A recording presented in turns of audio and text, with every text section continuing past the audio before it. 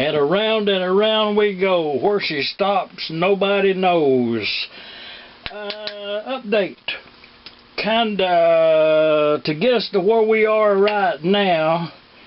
Kinda verbal description, so to speak. Got all of this on here. New gaskets, used gasola sealer, the thing for the spark plug wire. Everything is good. All this of it, everything the same patina. It's all bolted down. These are all installed now, and the cotter installed here, works nice. And the reason, probably should explain that reason for that little thing that I put right back under, is these tires, those valve guide tires right there, are cast so off center that the spring usually goes to one side or the other. And I found out, and I do machine them very thin where you can't see them in there. If I didn't tell you about it, you wouldn't know they was in there.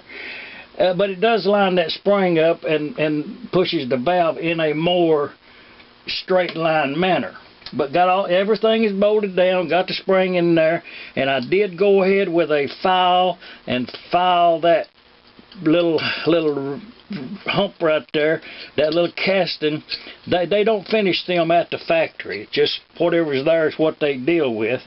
And so I did file it a little bit deeper and round that off so that there would be more clearance there, and that can operate in a more smoothly manner. And it don't wear your spring in two. Was a spring off of another engine, but it does look quite new. In good shape, so we're good to go there. This is all tight, ready to go. That's all tight, ready to go. And I was going through the parts bin over there, and I located us an original brass. I'm just going to put this on here for the time being, because I'll put us a new ferrule in there, but we'll put it up here to keep it out of harm's way.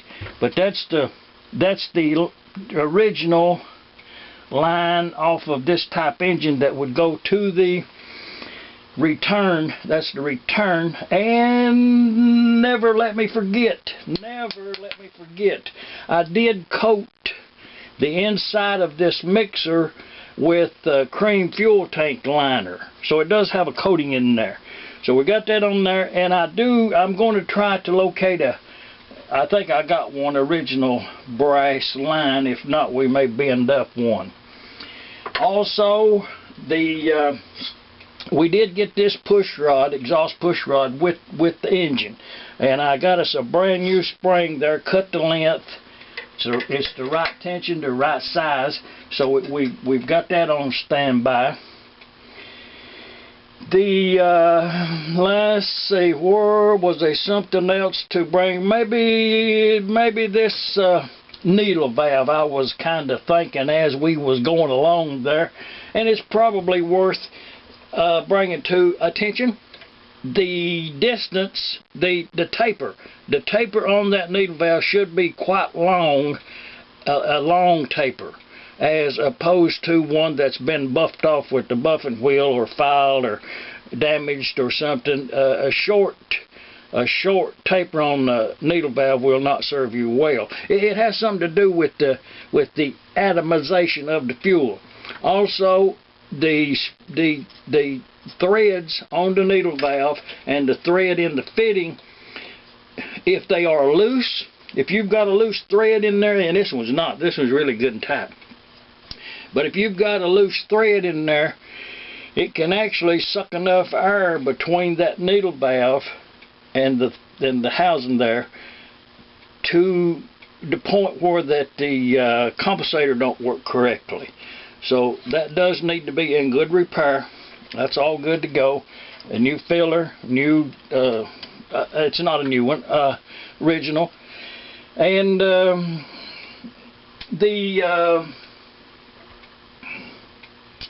kind of as we go, we got that to go there, and the little washer goes here.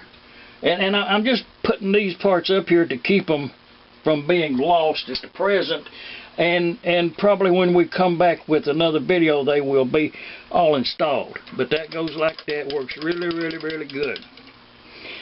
And as you see, as you start bolting this together, it kind of gets this pot metal thing right here back out of harm's way. When you're working with it unassembled, it's dangerous that it'll get broke.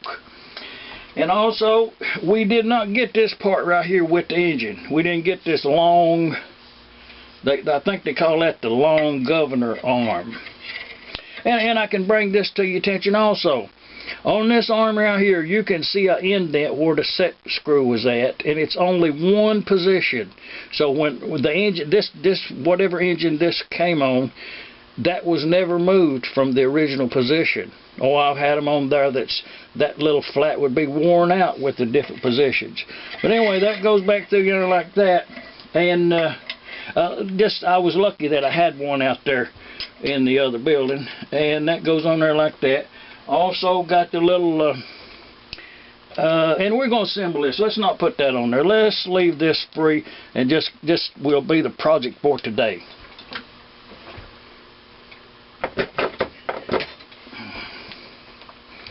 No need for a complete show and tell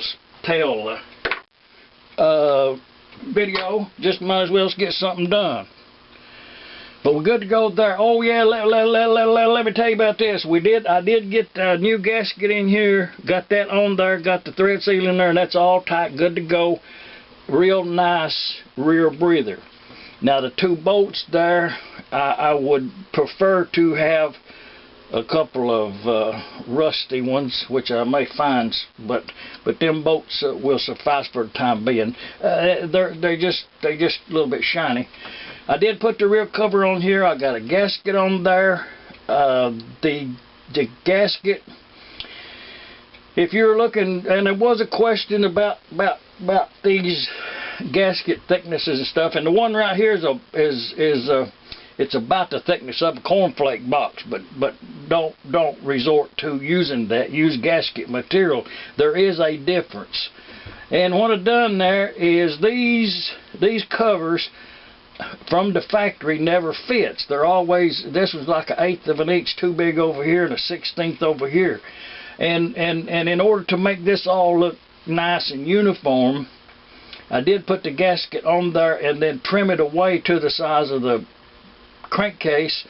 Put some sealer on the gasket on the plate side, and didn't put any on the part to the engine because I'll take that off, make adjustment, and then I'll put some sealer there, put it back on there, and then we'll have a good airtight crankcase.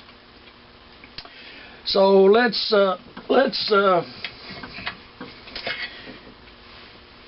what we need now is to put the governor mechanism on. So at this point, what we're going to have to do is to align the crankshaft, and then I'm going to lock this flywheel onto the crankshaft with the gib key, but I'm going to leave this one free because we'll take it off so we can get we can see what we're doing when we put the fuel pump on there. So let's align this crankshaft.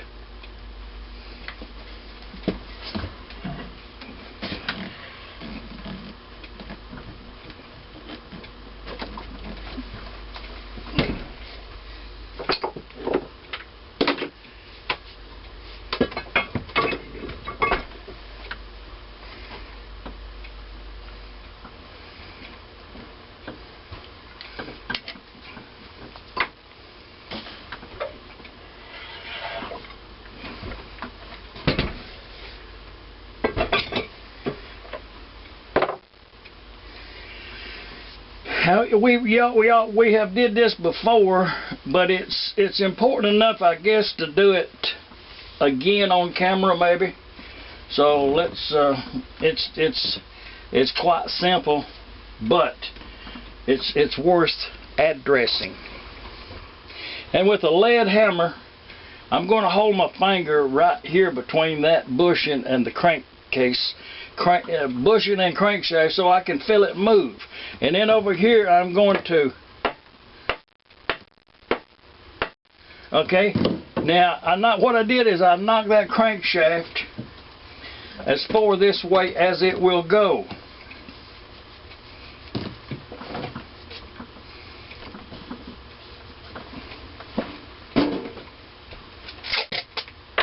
And then on this side that we knocked that way, what I'm going to do is put a piece of tape right there exactly level with that crankshaft. Okay, now I'm going to come on this side over here with the lead hammer, and I'm holding a finger yonder and a finger here so I can tell when it goes that way.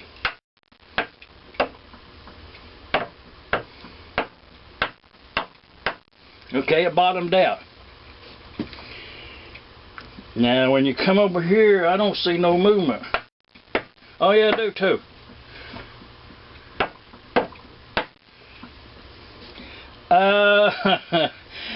That one is really close.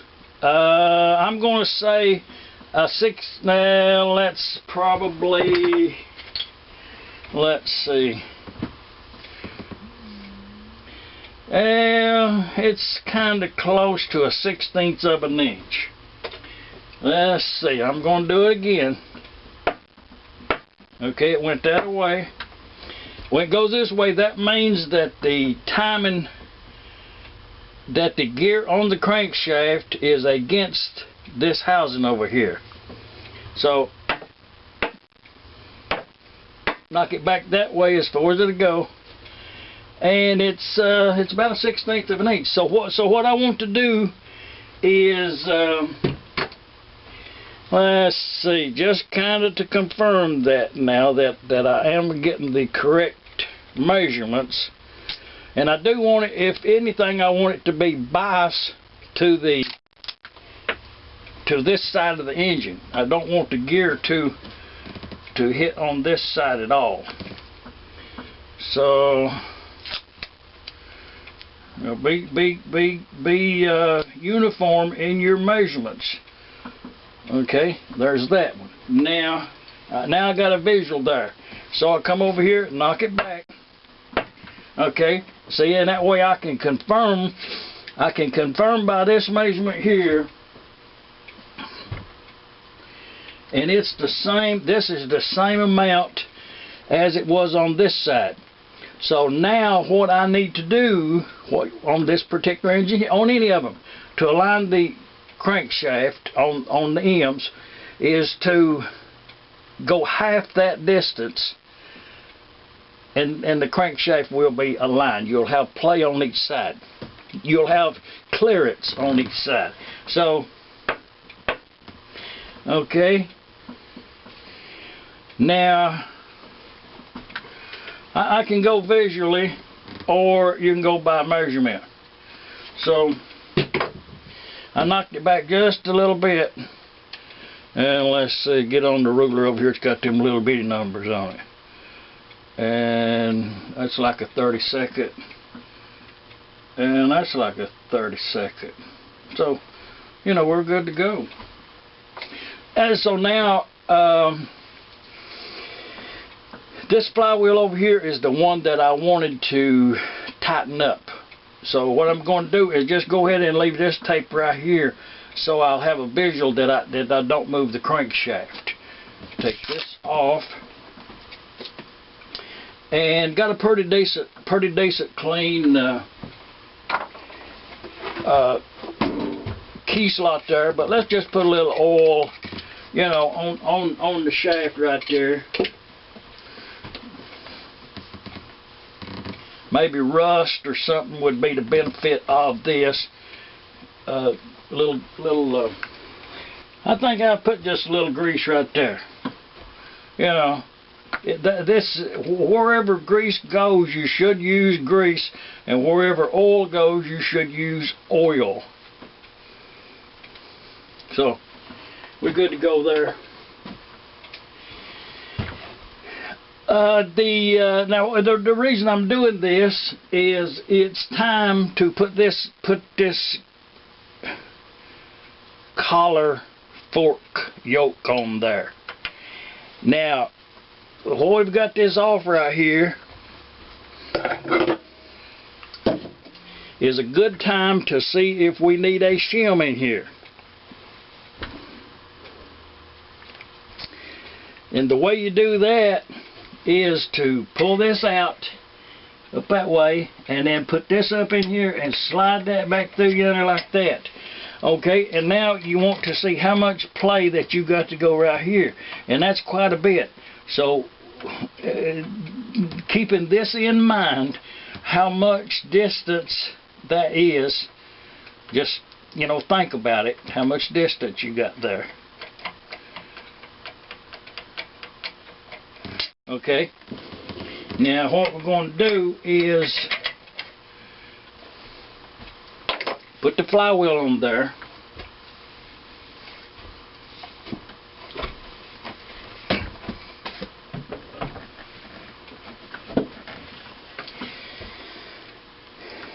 The hole in the collar, there was a comment about that, but I forgot what it was. Okay, now when I slid that up on the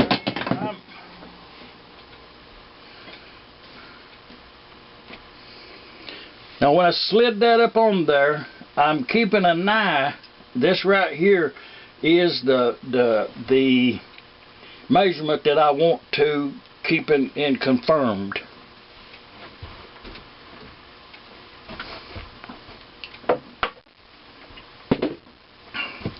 So with that pushed up like that, oh yes, I did go ahead. I don't know if we mentioned it or not, but I did go ahead and put them springs on there, new cotters in them, so we got them installed. And the gib keys are two different lengths. The long one goes on this side over here.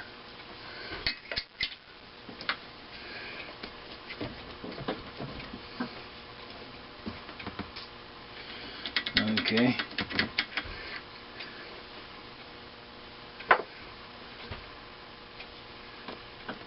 And now what I'm doing is making sure that flywheel is against right in here, and I'm going to take them springs loose for the time being. I'll show you why. Because I want that, I don't want that collar to be interfering with the alignment. And all the time I'm moving that over here now, I'm keeping an eye over here. So keep that up there tight like that, tight against that Babbitt bearing. And the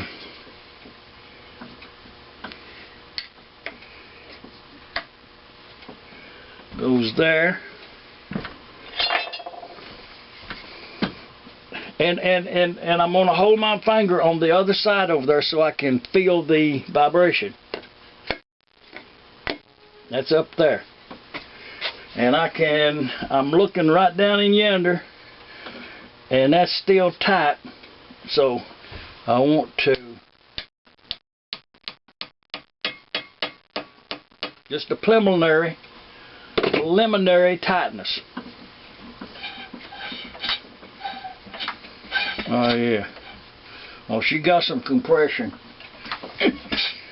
Yeah.